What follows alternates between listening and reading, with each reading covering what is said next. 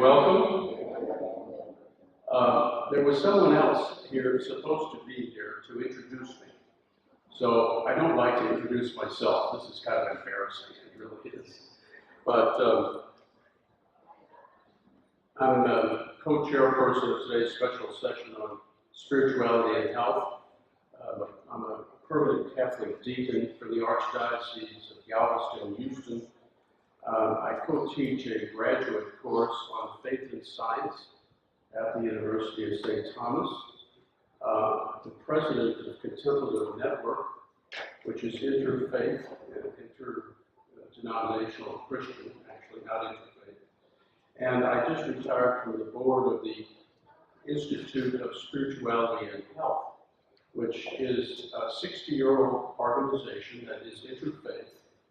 It's the oldest such organization in the U.S., and it's located in the Texas Medical Center, which is the largest medical center in the world.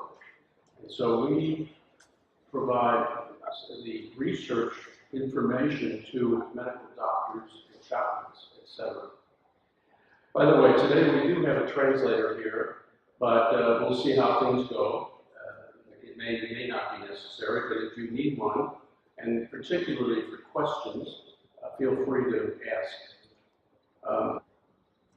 First, I would like to acknowledge with wonderful respect and gladness Your Eminence Jaime Cardinal Ortega for his co-sponsorship of this symposium, and he's here with us today, so I want to honor his presence. And also organizer Dr. Calixto Machado, who unfortunately took ill last night, but I understand he's feeling better and he's going to be here in about 15 minutes. And then Professor Esperanza Peron, who has been the one who had the vision to do this. And so I'd like to honor her, and she's not here right now. And the blessed colleagues, that we are all here to serve those who are sick as fellow human beings with love. And so that's what we're acknowledging here today. This is a historic event, I'm told. In that it's the first time in over 50 years since the revolution that religion will be presented to the University of Medical Science in Havana. It is also historic in that the Archdiocese of Havana and the University Medical School of Havana are co-sponsoring the event. And I'm honored and humbled to be a part of this. Let me make it clear that today's presentations are not meant to try to convert anyone to a particular religious belief. They are also not meant to promote either belief in God or atheism. After all, God's existence cannot be proven or disproven by science. Though the presenters include both believers in God and non-religious, most are Catholic. What we will be talking about, what we will be presenting, is a review of the large and growing body of scientific research that shows belief in a higher power, religion and spirituality promote healing. It will start with general medical research and then move to the neuroimaging research of the brain. This may prompt changing the theme of future symposia from disorders of consciousness to altered states of consciousness. Now that may become more clear as we go on. To explain why this research is important, I will begin with a review of systematic bioethics and neuroscience, which is primarily Catholic in origin, as utilized in many of today's hospitals, since the Catholic Church provides and has built more hospitals than any other non-governmental organization in the world. We are very honored to have in the short time here presentations by two of the world's experts on the subject. First will be Harold Koenig, an MD of Duke University and Medical Center, who is the editor of the Handbook of Religion and Health. Now that's a volume about this thick, and it documents a lot of the research that is scientific research. And he was kind enough to give us a pre-recorded presentation which we will do later. He physically was not able to walk very well to come here. Second will be Ken Parliament, PhD of Bowling Green State University, who is the editor-in-chief of the APA Handbook of Psychology, Religion, and Spirituality. They have been very kind and agreed to speak by this pre-recorded approach. Now, I just want to highlight very quickly that if you stay for the afternoon in this same room, Dr. Stan Golden from Harvard Medical School will be talking about cognitive, he's part of the Cognitive Rhythms Collaborative there, and he will be speaking on embodiment, selfhood, and consciousness. And then there's going to be a speaker, Austin Choate, graduate of the University of St. Thomas, speaking on between Skila and Germans, and I know I'm not pronouncing this right, but he will pronounce it properly, and dynamic consciousness. Then Dr. Donald Froelich from the University of St. Thomas, Center for Faith and Culture on Evolution and Consciousness, a random walk. Now this is a slight change from our schedule before, because Dr. Ramiro Salas is running late. He's going to be arriving tomorrow. So we're expecting to have him in a time slot tomorrow afternoon to replace the time slot that Froelich and Choate had occupied. And you'll see an announcement about that later.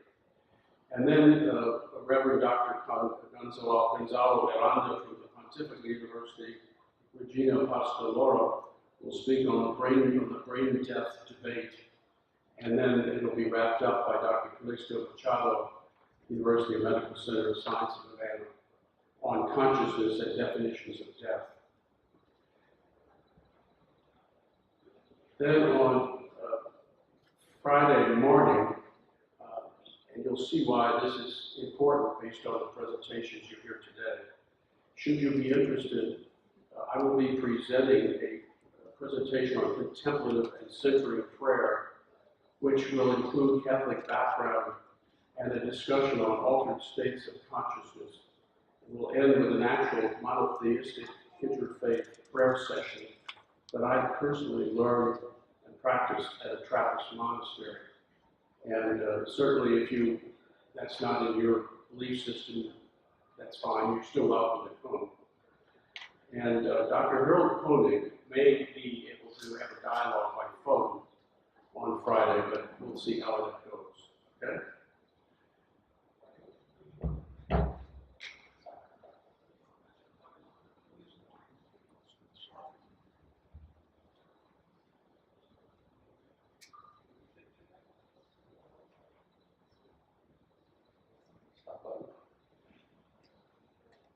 I'm going to be speaking on altered states of consciousness and neurotheology. And the presentation outline is going to look something like this.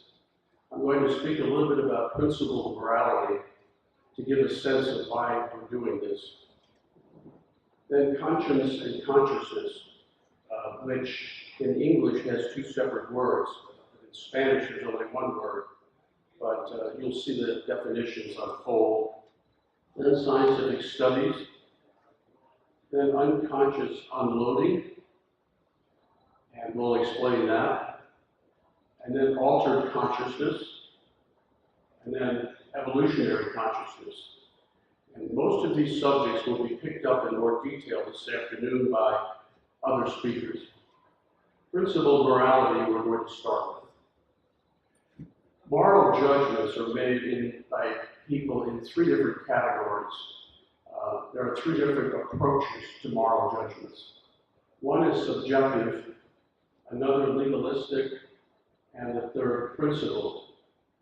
Now, subjective is an approach where you do what you feel is right and act on that. Now, there's a bit of a problem with that, and that is it can end up leading to moral relativism. How you feel today may be different than what you feel like tomorrow. So in its extreme form, this can lead to a situation of not having any love I'm sorry. The second is legalistic, and this is when someone tries to follow rules in order to do the right thing. But in the following of the rules, that person doesn't have to love. And so ultimately, the extreme forms of both subjectivism and legalism are that there's no need to love anyone. You're just following rules or you're doing what you feel like. Now, what I'm going to be discussing today is principle, which is engaging both faith and reason, and why that is important.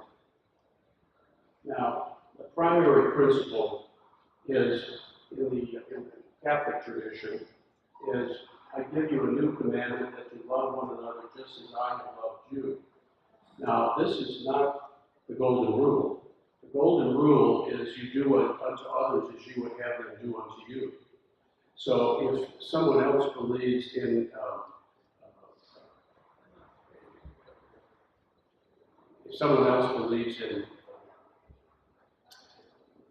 killing somebody to relieve their pain, okay, then I don't want them applying their golden rule to me. So euthanasia is something that doesn't work too well under the golden rule. Now, you don't have to be Catholic to believe in this, but the point here is that we need an objective principle, not a subjective, as you would find in euthanasia and in that approach. Now, the life principles that our belief system follows is the start of, well, where is life? In other words, if you're going to apply the principle of love others as God, as you would want to be loved, or love others as God wants you to be loving, then as Jesus taught us to love, then you have to ask the question, where is life? And so the life here is actual conception to natural death. Now, again, you don't have to believe this. I'm explaining why we believe that science is going to be very important in studying these issues. So in a culture where abortion and euthanasia prevail, there are issues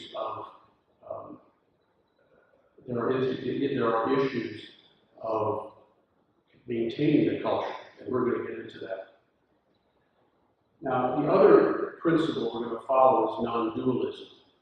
Now, this means that the physical and the spiritual are meant for each other, and the body and the soul are meant for each other, and reason and science should be consistent with faith and theology.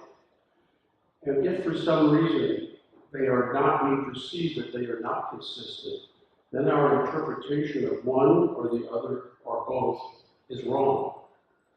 And so they have to match.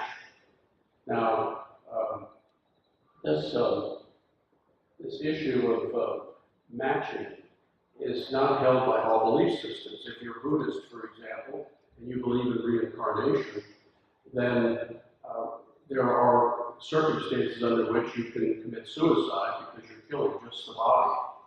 So this leads to a certain set of principles. Okay? Now, these principles are prioritized. The first, in applying what we believe Jesus taught us, but applying the fact that there's an objective love involved, is that we give ordinary dignity to human beings. In other words, you give them food, you give them water, you give them clothing, etc. And by prioritized, I mean here that the first principle is over all the other principles. In other words, this principle in English would be trumps. In other words, it is more important than all the other principles that follow below. The second is you don't intentionally kill. Okay? So my mother, for example, didn't want antibiotics when she was dying, and we respected her wishes. So we were not intentionally killing her, but we were respecting her wishes. And that's where the third issue comes up, and that's honoring the patient's wishes. So if a patient wanted us to kill them, we would not do it. However, if they wanted us to withhold antibiotics, we would not be intentionally killing them. So in my mother's case, we did what she was requesting. Now, the fourth is you minimize the patient's suffering. I'll give you my personal example of this. When my father was dying, I thought he was in need of pain medication, so I told the nurse, I think he needs more pain medication. So when I left the hospital, he called me and he said, "Why did you have them give me pain medication?" I didn't want pain medication. My wishes were I didn't want pain medication, and I got them anyway. Now, if I had known that he did not want pain medication, I would have said, "Do not give them to him," because his patient, his wishes are more important than minimizing his suffering. If he chooses not to have pain medication, that's his choice. Now, there is such a thing as a double effect. In medicine and in hospitals, we hardly ever do anything that has just one effect. There are multiple effects, more than just double. And there is a double effect principle that actually started with St. Augustine in the 4th century. And it still applies today. The act or the omission cannot in and of itself be evil. The intent must be good. The good can't result from the bad. And the good must be greater than the bad. Now, when you're applying this in any particular case study of a patient, the interpretation of these things is subject to these double effect. Now, the question here is, how do you know what's involved? Okay? Well, this is an important concept. We quite often, as human beings, claim somebody has sinned or done something wrong. We condemn other people quite often. But we have no way of knowing what God's issues are, what that person's culpability is in the eyes of God. So there are three things that have to exist in order to be culpable in the eyes of God. One is the act or omission must be morally wrong. And we can determine that through our informed conscience. And we're going to get into what informed conscience means, because the operative word here is informed. Then the person has to have full knowledge and full freedom, but only God knows that. We can't climb inside a person's brain. So as a result, one can never say to somebody that they have sinned. It's just, you can't condemn people like that. That's why Pope Francis recently said, I can't judge someone. That's what he was saying. You can't judge their culpability in the eyes of God. So the question is, how do we come to an informed conscience? The brain, there are three things that are required to inform our conscience: biological, informational, and spiritual. One is biological, we need a working brain. Two is informational, we need truth and input to feed our brain. And three, we need spiritual guidance. Now, you may not believe in the spiritual side of this, but wait till you see how this comes out in terms of solving some problems. So we're going to go through each one of these separately, and I will give a slide so you can see what it is. So let's talk about the biological. And this is the subject of conscience and consciousness. Now, the Greek had the word synodesis, which means conscience, which is the internal moral God. And you can have either a sincere or insincere conscience. The objective is to have a sincere conscience. In other words, I sincerely want to know what to do, whether it's right or wrong. And then there's the external self-awareness, which is consciousness, which has been talked about in this conference. And they can be either true or erroneous. So I can say, well, that tree out there exists only because I believe it exists. Well, that's erroneous. Either it exists out there or it doesn't. Okay? So The question here then is, how are we going to implement consciousness and conscience, and where are they located in the brain? Now let's talk about conscience first. Now the psychiatrists in the room probably have heard about Phineas Gage, so bear with me if you have to hear it again. Phineas Gage lived in the late 1800s, and he was working to blast rock to make way for the railroad in New Hampshire in the US. And this is a photo of him that was discovered just a few years ago. And he's holding a crowbar, which in those days was straight. It had a point on one end and flat on the other. And you'll notice his left eye is closed. Well, Phineas's job was to place charges in the hole and tap it with the flat end of the crowbar. One day he went to tap it, and it detonated, it exploded, and the rod was launched through his brain. Now, they exhumed his body not too long ago.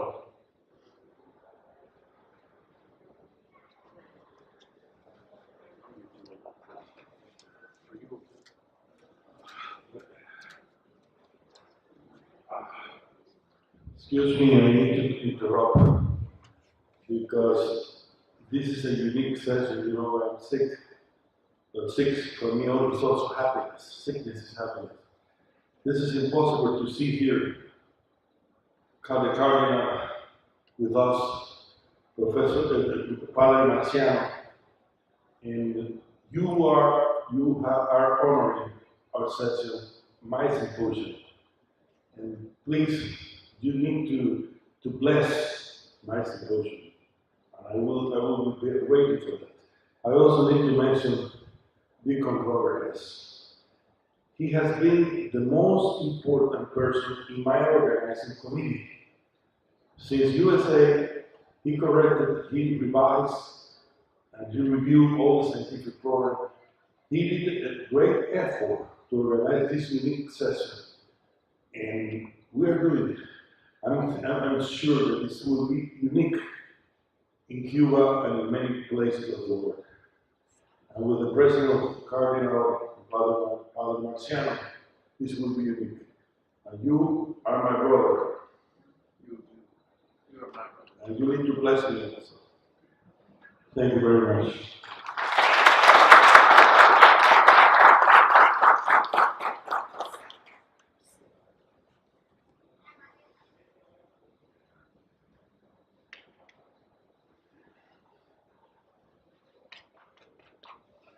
Calixto is a blessed soul, and I've been getting closer and closer to him as we've been working together. And the last words I said in this presentation, right before he came in, was, they exhumed him from the dead. And here he is. I know that you're not feeling well. Please, Calixto, leave anytime, please. So, Phineas Gage was an upstanding, good person. He didn't drink, he didn't womanize, he didn't curse. He was a model citizen. After this accident, he survived. Strangely enough, he survived. And he survived for two reasons at least. One is the rod was so hot that it cauterized the wound. And two, it was a very clean wound, it went straight through. After that, he became a non-model citizen. He was cursing, womanizing, drinking. He was not the same person. And science has come to the conclusion, not just in his case, but many others, that the seat of our conscience in making moral judgments is in the frontal lobes. And he lost his frontal lobes. So when they exhumed his body and scanned his brain, his skull, they showed his frontal lobes were missing. So now the search for consciousness. This is an interesting case, I think. Michael May was blind from birth. Not quite birth, I think he was about 3 months old, an accident. And the medical society determined that they had an operation to restore his eyesight. And so when they got to unwrapping the bandages, his wife and his 2 children were sitting in front of him. And he was about to see his children and his wife for the first time. And when they unwrapped the bandages, there he was, and he saw them. And you would think that would be wonderful, and that would be the end of the story. But unfortunately, he could not remember his wife's face from one day to the next. He could not tell depth of field between the trees and the forests. He had trouble telling objects that were moving toward him. What happened was that he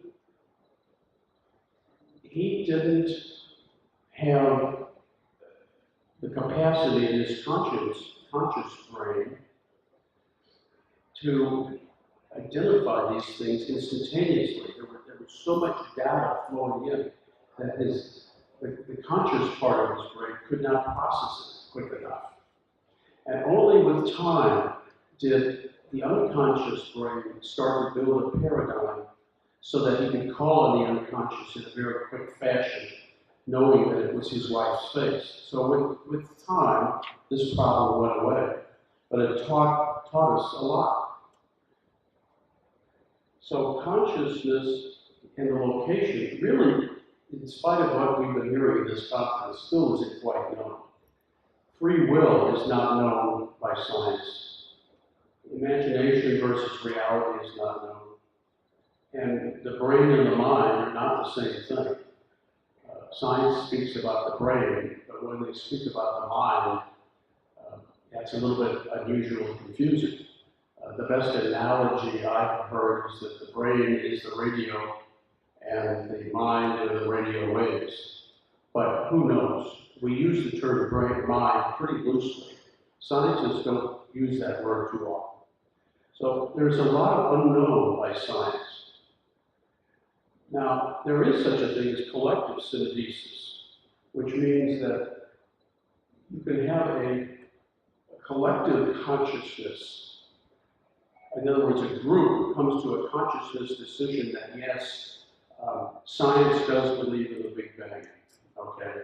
Or medicine now really knows what an infection is, and antibiotics. So it's a collective understanding. There's also a collective conscience in religious beliefs and in the state laws. So the state laws say it's wrong to kill. That's a collective conscience, if you will. And we have to respect collective consciousness and collective conscience. So the informational scientific studies we're going to talk about now. First, it was the biology of the brain. Now we're talking about the second requirement, and that is you got to be able to have good information to feed the brain and to feed us to come to proper moral decisions. And where do we get this information? Well, we look to a lot of different sources. This is not a complete list, and it's not necessarily an order of priority. But when we are faced with a tough moral decision that we not only have to make, but we're required to make a moral decision in terms of informed conscience, we look to religious teachings of our belief system. We look to sacred texts, natural laws. We don't want to violate gravity if we can avoid it. Civil laws, medical experts, spiritual advisors, and scientific studies. And so there is, we have to get information from every source we can when we're evaluating what we're going to do. So if a person is dying, or there's an issue of brain death, we certainly have the medical experts come in and give advice. But as you could see yesterday, there were civil attorneys also weighing in. So you have to get information from a lot of different sources. And the information, it's interesting, when I was listening to the presentations yesterday, there was a lot of talk about a legal expert, medical expert. But I would like to point out that both of those experts have conflicts of interest. In one way or another, the medical and the legal have conflicts of interest because they stand to gain or lose in many ways. A chaplain does not have a conflict of interest.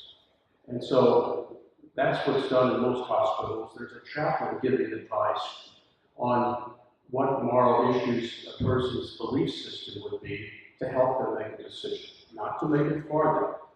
Now, the informed conscience is so important that it trumps everything else. If we are told by any individual in the world that we have to violate our informed conscience, we are obligated to not listen to them. We have to inform our conscience, and we cannot violate our informed conscience. The big question is informed conscience. That's the question, not the conscience where the word informed is critical. That's why in the Catholic tradition, you've got to consult all sources.